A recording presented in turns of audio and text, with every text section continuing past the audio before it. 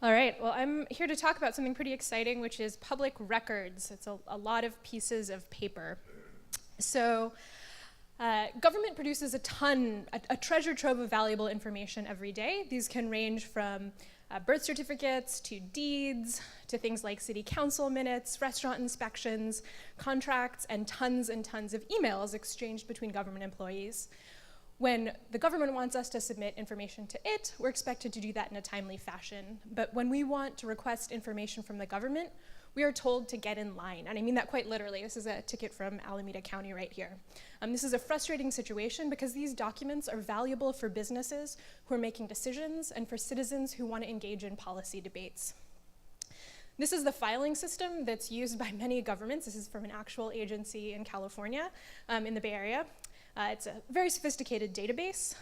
In some cases, Excel might be used to track these requests, but this is a system that isn't working for anyone, and it's really expensive. It's costing governments an average of $400 per request to respond. So in a city like Oakland, where this was prototyped, that gets 5,000 requests a year, you're looking at $2 million a year in staff resources being expended on just responding to these requests.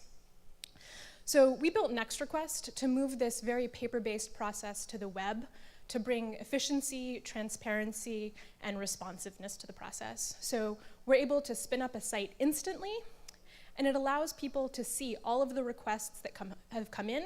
If you submit a request, you can get a tracking number, you can visit the site at any point, and you'll also get automated updates via email, a little bit like FedEx tracking, so you have insight into government. And some researchers at Harvard have found that this kind of operational transparency increases satisfaction, but it also lets people self-serve by downloading documents that might have been shared once rather than having to request them again.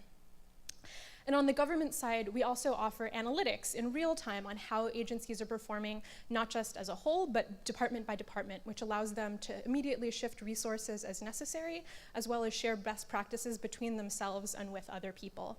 And we see this as just the beginning. We're automating this workflow, but with the advent of document management systems and databases with API endpoints, we can actually cut government civil servants out of this process, and save time to let them spend their time on things that are more valuable. So we can actually automate more of this process so when someone makes a request, they can get that information back instantly.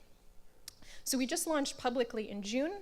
Since I made this slide, we've actually signed 3 more clients. So we have 12 clients total, of which 4 are in California. So we're working with the city of West Sacramento, Sacramento County, Mendocino County, and we'll be launching shortly in Vallejo, which is really exciting. So there's a lot of appetite for that here in California.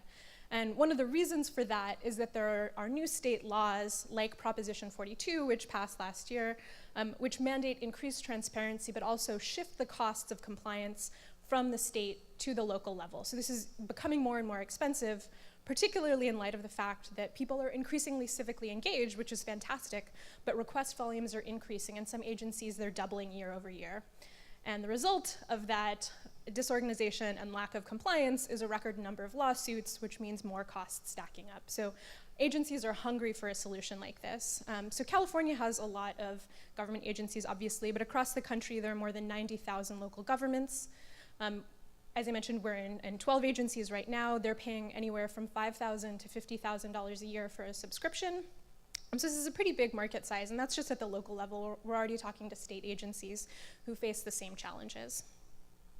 So I'm the co-founder and CEO. I have 3 other people working with me right now. We were all fellows at Code for America in 2013, so we really understand government inside and out. We've done user-centered design by embedding ourselves within government.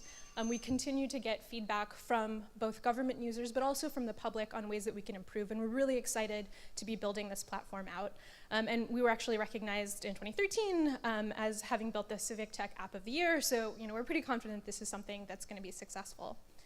So I just want to leave you with a last thought, which is, what if government could give you access to information at the speed of the internet? It doesn't have to be like this, and with NextRequest, we can really speed that up.